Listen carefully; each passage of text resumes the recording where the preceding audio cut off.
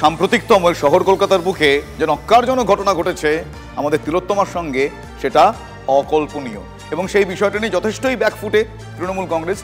তার মধ্যে এই ধরনের ঘটনাগুলো তাদের আরো অস্বস্তি বাড়াচ্ছে। এরকমই আরো একটা অস্বস্তি বাড়ানোর ঘটনা বলবো। এই তিলোত্তমা কাণ্ডে পুলিশের ভূমিকা নিয়ে এবার বিস্ফোরক মন্তব্য করে ফেললেন তৃণমূল বিধায়ক। পুলিশ কিছু ভুল নিশ্চয়ই করেছে, এমনটা মন্তব্য করলেন ডেবরার বিধায়ক হুমায়ুন কবির।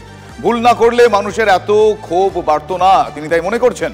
এবার পুজোর সাজ কাতান হোক বা দক্ষিণী শাড়ি, পুজো মানে প্রিয় গোপাল বিষয়ী। কলকাতায় আর জেলায় জেলায়। অবসরপ্রাপ্ত আইপিএস হুমায়ুন কবিরের মন্তব্যে খুব স্বাভাবিকভাবেই চাঞ্চল্য এবং বিতর্ক, পাশাপাশি অস্বস্তি তো বাড়বেই, একথার বলার অপেক্ষা রাখে না। কলকাতা পুলিশের বিরুদ্ধে যে ক্ষোভটা তদন্ত নিয়ে তৈরি হয়েছে, কিছু ভুল নিশ্চয়ই পুলিশের রয়েছে। এবার পুজোর সাজ কাতান হোক বা দক্ষিণী শাড়ি, পুজো মানে প্রিয় গোপাল বিষয়ী। কলকাতায় আর জেলায় জেলায়।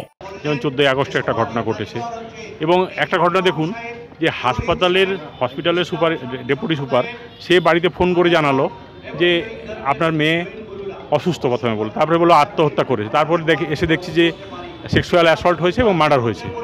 তাহলে এইটা ঘাড়ে চেপে যাচ্ছে কিন্তু পুলিশের। তো পুলিশ হচ্ছে এখানে যেহেতু ইউনিফর্ম পরে থাকে, পুলিশ যেহেতু তদন্ত করছে, সব দোষ পুলিশের ঘাড়ে চেপে যাচ্ছে। নিরপেক্ষভাবে বলছি, এটা অনেক বেটার তদন্ত হতে পারত। মানে আমি বলছি না যে এখন খারাপ হচ্ছে, কিন্তু এই যে 24 দিন পুরো সাইলেন্ট রয়েছে, যার ফলে মানুষ উত্তাল হচ্ছে, মানুষের মধ্যে ক্ষোভ আরও বাড়ছে, এইটা কিন্তু কলকাতা পুলিশের ক্ষেত্রে হতো না, এটুকু নিশ্চিতভাবে বলতে পারি। হুমায়ুন কবিরের বক্তব্য, তার রিয়াকশন আপনাদের শোনালাম। তিনি ডেবরার বিধায়ক হতে পারেন, তার তৃণমূল কংগ্রেস তার রাজনৈতিক দলের পরিচয় হতে পারে, কিন্তু এটা ভুলে গেলে চলবে না, তিনি একজন অবসরপ্রাপ্ত আইপিএস। অবসরপ্রাপ্ত একজন আইপিএস তিনি যখন এই বিষয়টা বলছেন, ফলে সেক্ষেত্রে গুরুত্ব অনেকটা বাড়ে বই কি। ঠিক এই বিষয়টা আমি জানতে চাইবো। আমার সঙ্গে এই মুহূর্তে টেলিফোন লাইনে রয়েছেন বিজেপি নেতা সজল ঘোষ। সজলবাবু, এর আগেও দেখি যে নানা বিষয়ে নানা রকমভাবে কাদা ছোড়াছড়ি, কাজিয়া, অন্তর্দ্বন্দ্ব এসব আছে, কিন্তু অবসরপ্রাপ্ত আইপিএস, তার রাজনৈতিক পরিচয় তৃণমূল কংগ্রেস কর্মী হলেও তিনি যখন কথা বলছেন, কথা কি খুব সহজে উড়িয়ে দেওয়া যায়? না না, উনি ও কথা না বললেও মানুষ ওই কথা ওড়াবে না, কারণ এটাই তো আপ্তবাক্য, এটাই তো বাস্তব। তো আমার বক্তব্য হচ্ছে, ভুল হয়নি পুলিশের। ভুলটা কোনটা? ভুলটা যেটা আপনি না বুঝে করেন সেটা ভুল। যে কাজটা আপনি জেনে বুঝে যে অন্যায়টা করেন, সেটা কি আপনি ভুল বলে মনে করেন? পুলিশ যা করেছে সেই কাজটা তারা দায়িত্ব নিয়ে করেছে, তারা ভেবে চিন্তে করেছে, তারা মানুষকে ভুল পথে চালানোর চেষ্টা করেছে, যেটা আইপিসি সিআরপিসি অনুযায়ী অপরাধ, ক্রাইম, এখন ন্যায় সংহিতা তাই অনুযায়ী এটা অপরাধ, এদের শাস্তি হওয়া উচিত।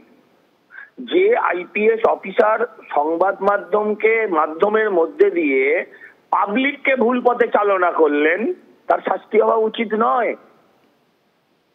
ফেক ভিডিও ছড়ালে পরে, ফেক খবর ছড়ালে বলে যদি পাবলিকের শাস্তি হয়, সাংসদের বাড়িতে যদি পুলিশ। কিন্তু সজলবাবু, এই সময় দাঁড়িয়ে তৃণমূল কংগ্রেস বিধায়ক, একজন অবসরপ্রাপ্ত আইপিএস অফিসার, তিনি যখন বলছেন, এটা তো এক ধরনের রিয়েলাইজেশন, কারণ হয়তো তার বিবেকেও লেগেছে বলে আমরা মনে করতে পারি না, কারণ এত মানুষ এভাবে পথে নেমেছেন, তারা সবাই তো সুবিচারই চাইছেন। নৌকো ডুবলে দেখবেন ডোবার আগে ইঁদুররা সবার আগে পালায়, এরা সব পালানোর প্রস্তুতি নিচ্ছে। পালিয়ে কোথায় যেতে পারেন তারা? মানে কোথায় পালিয়ে কোথায় যাবেন কি মনে হয়? নৌকো যদি ডোবে, পালিয়ে ইঁদুর পালিয়ে তো মানুষ আশ্রয় চান, কোন আশ্রয়ের দিকে তারা পালিয়ে যেতে পারেন বলে আপনার মনে হয়? জলে আশ্রয় নেবে, এরা জলে গিয়ে পড়বে। এদের আর কোনো পার্টি নেবে না, নিশ্চিন্তে থাকুন। আপনি যেটা বলাতে চাইছেন আমায় দিয়ে, এদের আর কোনো পার্টি নেবে না, এরা জনবিচ্ছিন্ন, নিয়ে কি করব?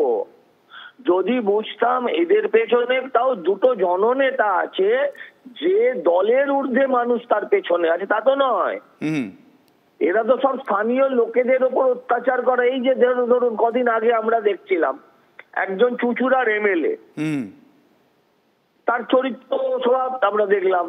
আমরা তো একের পর এক দেখছি এমএলএদের, এরা তো এলাকার মানুষকে, যারা ওকে ভোট, বুঝতে পেরেছি, মানে জনবিচ্ছিন্ন হয়ে পড়ার একটা রিয়াকশন যেটা আমি বলছি। অনেক ধন্যবাদ সজলবাবু, অনেক ধন্যবাদ আপনার রিয়াকশন, আপনার প্রতিক্রিয়া আমাদের জানানোর জন্য।